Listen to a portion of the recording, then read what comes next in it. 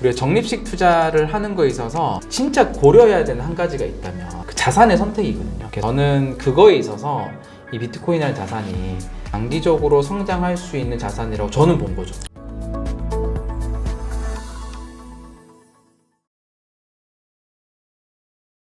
그래서 그런 것들 때문에 미리 어떤 지점을 계속 이렇게 스스로한테 마인드 컨트롤 해놓는 게 되게 중요할 것 같아요.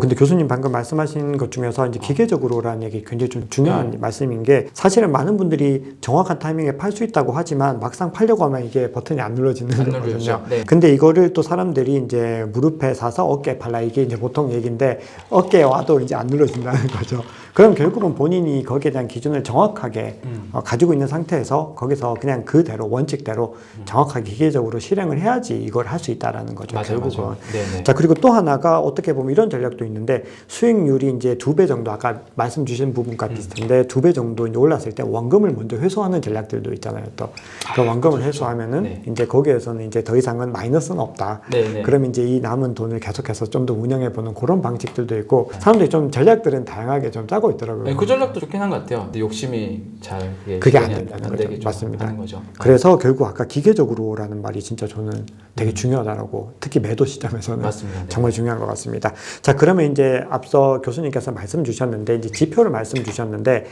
업로드 컴퍼니에서 온체인 전문가 과정을 또 운영을 하고 계시잖아요. 네네. 그러니까 이제 온체인 지표에 대해서 굉장히 또 많은 공부들을 하셨을 것 같아요, 교수님께서도. 투자를 하실 때 좀 우리 투자자들이 이것만큼은 반드시 봐야 된다. 이런 지표가 있을까요? 투자자들이 투자자의 관점에서 봤을 때. 투자의 관점 봤을 때 네. 저희 지금 운영하는 온체인 데이터 교육 과정, 그러니까 애널리스트 과정 같은 경우는 좀 투자보다도 어떤 추적. 디지털 자산 네. 추적이나 추적. 흐름적인 좀 포커스 맞춰져 그쵸, 있긴 그쵸. 한데 네. 새로운 지표 되게 많이 나오거든요. 계속 나오고 있습니다, 지금. 가장 오래되고 검증이 되어 있는 지표를 보는 게 되게 좋은 것 같은데요. 그렇죠. 그래서 온체인 지표를 좀 아시는 분들은 많이 공통적으로 얘기하는 게 MVRV라고 하는 지표가 그렇죠. 그냥 가장 오랫동안 검증도 잘 됐고 그 하나를 계속 좀 보다 보면 어느 정도의 흐름들을 좀 많이 파악할 수 있어서 이 지표가 되게 좋다. 네. MVRV라고 하는 거는 되게 어려워 보이긴 하지만 비트코인이 지금 하루에 80만 개 정도의 지갑 주제에서 트랜잭션이 계속 일어나고 있거든요. 네네. 네, 그래서 예를 들어서 MVRV 지표 숫자가 말하는 거는 어제 이제 비트코인이 지갑별로 다 이동을 한 거예요. 그리고 오늘 됐을 때 가격이 똑같아. 그러면 1이고요. 어제 다 이동을 했는데 오늘 가격이 2배 올랐어. 그러면은 이제 MVRV 2예요. 2. 2가 되죠. 근데 어제 지갑 다 움직였는데 오늘 가격이 절반 떨어진 거예요. 0.55거든요. 그래서 이제 이 MVRV 지표를 봤을 때 우리 가격은 예를 들어서 2017년도 1월이 100만 원이고 2017년도 12월이 2천만 원이고 네. 그리고 2018년도 12월이 300만 원이고 2020년도 또 12월이 아까도 2천만 원? 이렇게 가격은 그리고 지금은 또 5천만 원 그렇잖아요. 가격 차트 하나만 봤을 때는 이게 높은지 아닌지를 판단하기 되게 어렵거든요. 그렇죠. 판단하기 어렵죠. 네. 또 그 시점에 있으면 더 어려운데 이제 그 보조지표라고 하는 건 특히 MVRV 같은 경우는 이렇게 숫자가 나오다 보니까 0.7이나 8에서 한 3.7까지를 계속 왔다 갔다 이렇게 왔다 갔다 하는 거죠. 그렇죠. 네. 그래서 이게 숫자가 3.7이라는 얘기는 아까 기준으로 보면 진짜 3배 정도의 수익을 얻었다는 얘기죠. 그렇죠. 3배 이상 얻은 거죠. 근데 그거를 이제 쭉 이제 시기를 넓혀서 봤더니 야 MVRV 지표가 3 이상일 때는 여지없이 거의 고점이구나. 그리고 MVRV 지표가 0.7, 1 미만일 때는 여지없이 바닥이구나. 그게 이제 2018년도 뭐 하반기, 또 작년 하반기 이때는 이제 MVRV 지표 1 미만이었던 거죠. 그러니까 이걸 가지고 뭐 시장의 어떤 과열과 기회를 분석할 수도 있고 이걸 가지고 투자 시점을 좀 할 수 있겠네 이런 것들이 쌓였고 근데 이게 지금까지 잘 맞아떨어지는 그렇죠. 지표이긴 합니다. 그래서 그거가 되게 좋은 지표인 것 같아요. 네. 그리고 퓨얼 멀티플이라는 지표도 있어요. 그렇죠. 퓨어 멀티플. 네. 그것도 잘 아시죠? 네네. 이건 저는 뭐 온체인 지표 저도 이제 좀 소개해 드리려고 저도 공부를 좀 하고 있는데 이제 퓨어 멀티플 지표 되게 중요하죠. 네. 퓨어 멀티플도 이제 채굴자들에 대한 지표잖아요. 그쵸. 채굴자들이 얼만큼 이익을 얻고 있냐. 수익을 얻고 있나. 네. 그래서 과거 1년 전 대비해서 퓨어 멀티플 지표가 2다라고 하면은 과거 1년 전 대비 2배 정도 수익을 얻고 있는 지점이다. 네. 그래서 저는 봤을 때 그 MVRV 지표는 근데 고점보다도 저점을 찾는 데 가장 좋은 지표로 좀 보이고요. 네. 퓨어 멀티플 지표는 이것도 완벽하진 않은데 상대적으로 왜 그런 건 있잖아요. 비트코인이라는 이 시스템이 되게 어떤 면에서는 합리적이거든요. 네. 특정 주체가 너무 많은 수익을 가져가게끔 설계가 잘 안 돼 있죠. 그렇죠. 그래서 채굴자들도 원래는 투자 수익이 아니라 비트코인을 채굴하는데 돈이 100을 들면 그때 나온 걸 팔면 105 정도를 얻어서 계속 그 5를 먹기 위한 비즈니스를 하는 거거든요. 그쵸. 근데 채굴자들이 너무 많은 이익을 얻게끔은 시스템이 안 가는 그렇죠. 거예요. 설계 그렇게 안 해놓은 그렇게 거죠. 설계가 안 돼 있으니까. 그러면은 반대로 얘기하면은 그 퓨얼 멀티플 지표가 너무 올라간다. 채굴자 너무 많은 수익을 얻고 있다. 하면 이제 좀 고점, 좀 오히려. 약간 좀 단기적으로 과열이 되지 않나 이렇게 볼 수 있는 거죠. 그래서 되게 좋은 오히려 그 관점이다. 지표는 조금 이제 과열이나 고점을 보는 데 좀 정확한 것 같은데, 근데 하나 전제는 고점을 제대로 맞춘 지표는 없다. 전제를 깔고. 사실 또 진짜 교수님 말씀 들어보니까 실제로 그런 게 과거에 이제 그 지표 중에서 또 R 호들 레이쇼 이런 지표들도 보면은 오히려 저점은 좀 제대로 그래도 맞췄는데 고점이 완전히 어긋났거든요. 고점은 최근에. 그래서 자기만 리트머스 중요하지 필요한 것 같아요. 그쵸. 시장의 어떤 지표로 뭔가 맞추기 쉽지 판단하지 않은 말고 거고요. 그래서 본인의 원칙이 중요하다 결국. 본인만 리트머스 종이를 가지고 있어야 돼요. 늘 고점만 되면 연락이 안 오던 친구들이 몇 명이서 연락이 온다든지 뭐 버스를 탔는데 다 이걸 보고 있다든지 인간 지표네요. 인간 지표. 택시를 탔는데 기사님이 내비게이션 하나와 업비트를 띄워놓고 하고 있다. 있다든지 약간 그런 인간 지표들 있죠. 그런 어김없죠. 자기만의 앞지점 그런 지표들이 오히려 되게 고점은 더 정확한 것 같고요.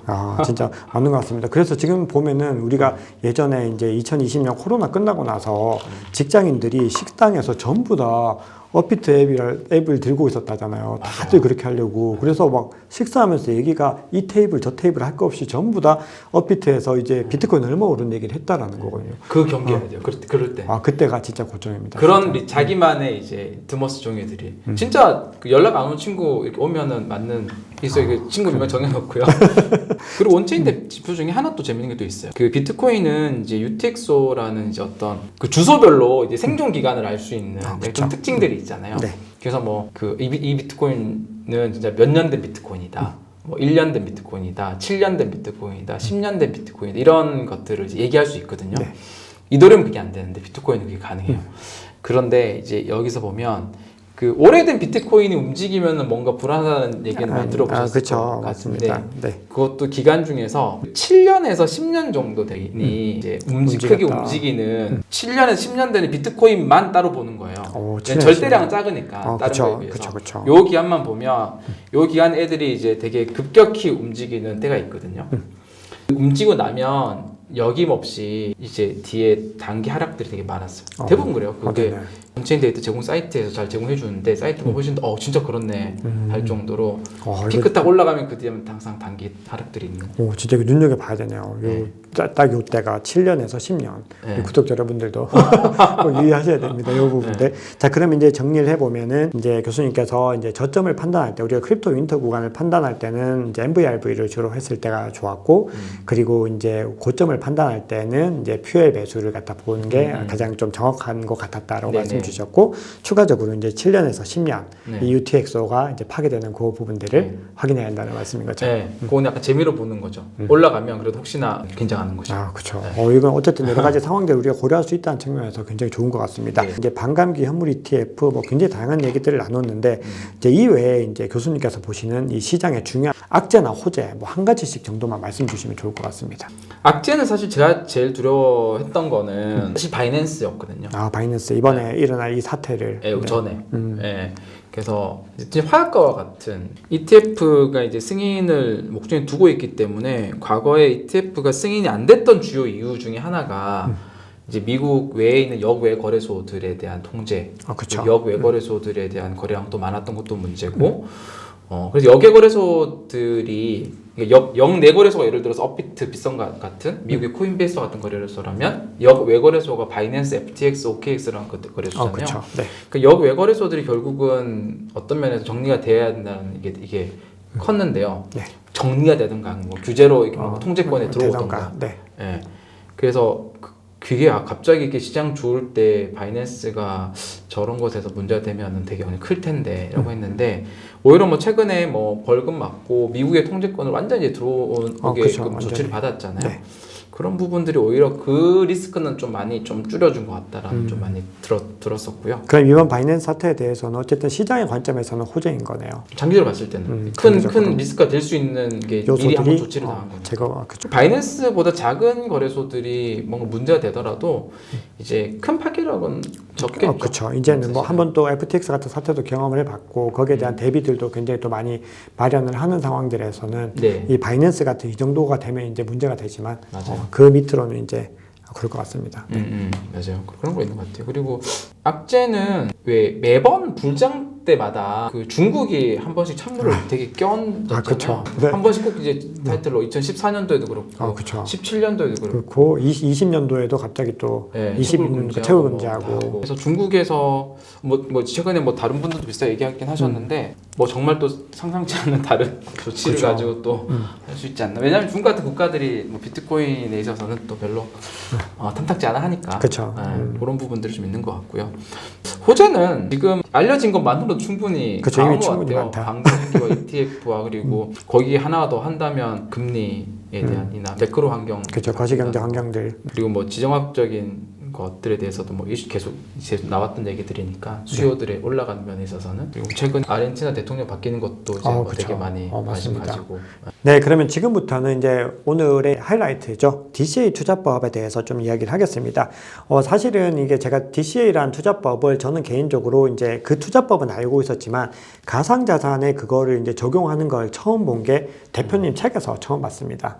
그때 이제 근데 실제로 커뮤니티에서 많이 이제 회자되기 시작한 게 이제 대표님 책에서 많이 좀 비롯되었고 그 전까지는 사실은 이제 비트코인을 DCA로 투자한다라는 개념은 생각하지는 많이 못했고 왜냐하면 이렇게 위험한 자산을 DCA로 투자한다라는 거에 대해서는 많은 분들이 좀 공감을 못했는데 이제 그 당시 이제 2020년 그 이후로 이제 많은 대세가 지금 되고 있습니다.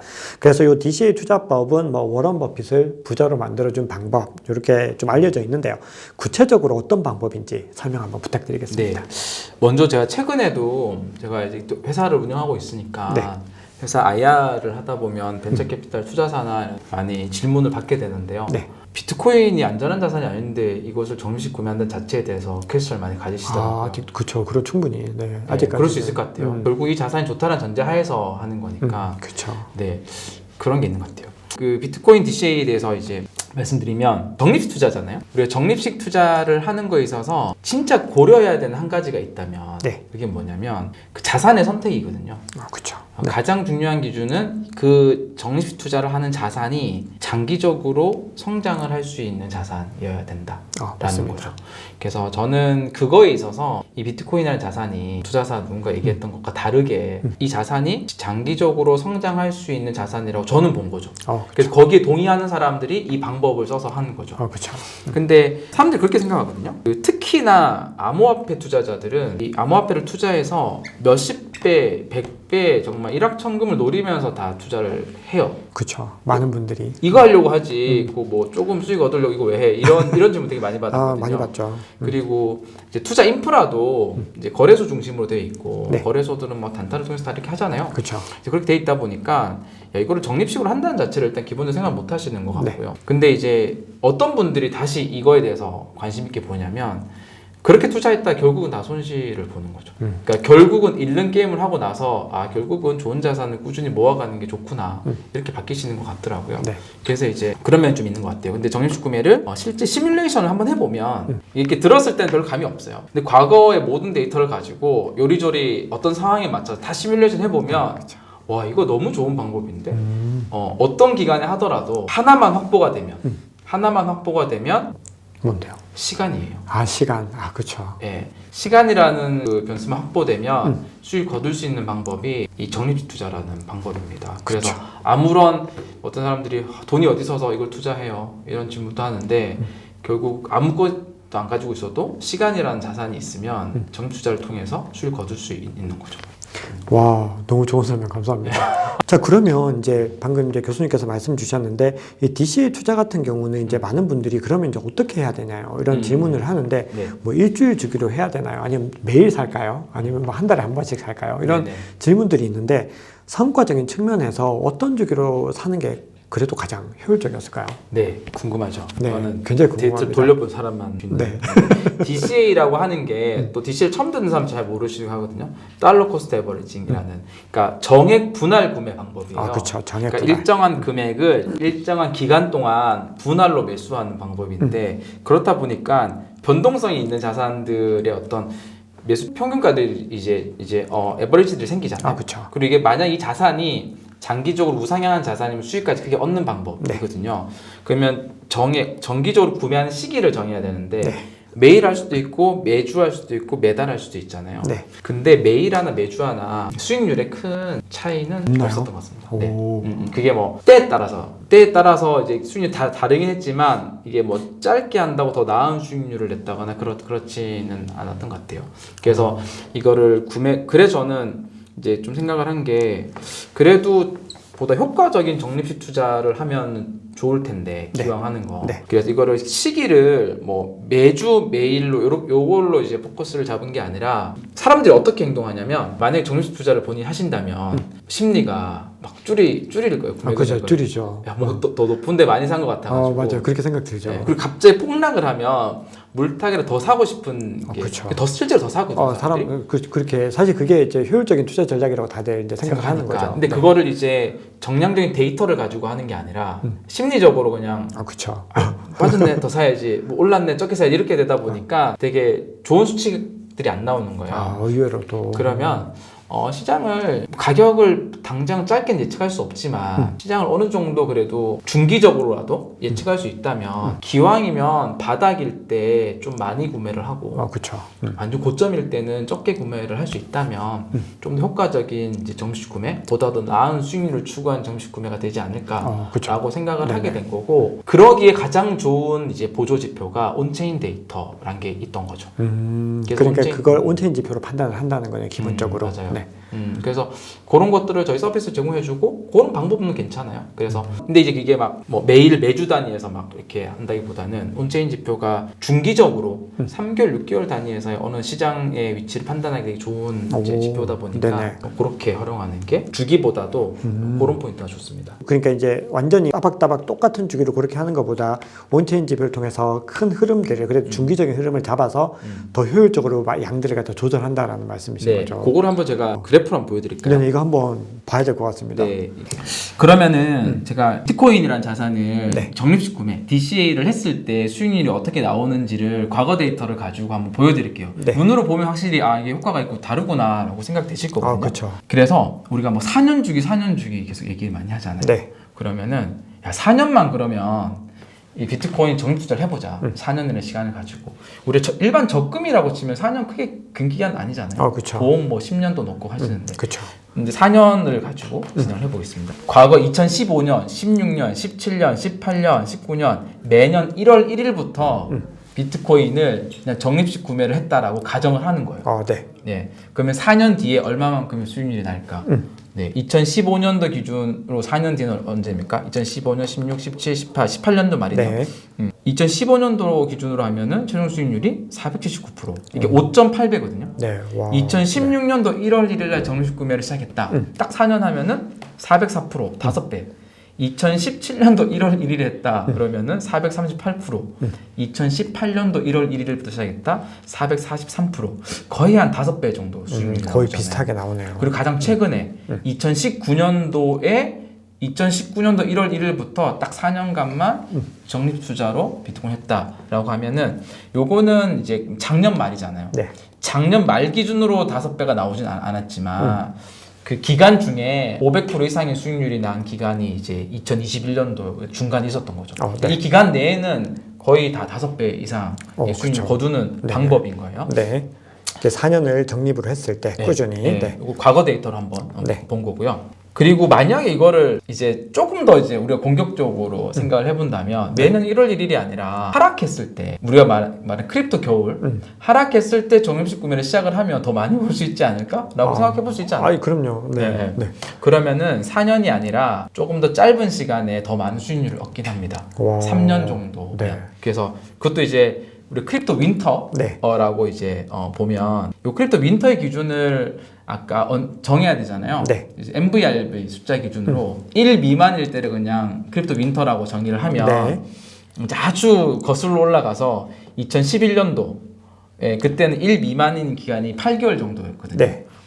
그때 이제 정식 구매를 시작을 하면 3년만 하면 1,500% 수익을 얻는 와, 거고요. 1,500%. 네. 두 번째 윈터가 2014년이었어요. 아, 그렇죠. 마운트 곡스 거래소 사건이 터졌을 때 맞습니다. 그때는 1 미만인 기간이 12개월 정도였어요. 이때부터 정식 구매 스타트했으면 3년 안에 11배네요. 11배. 1014%.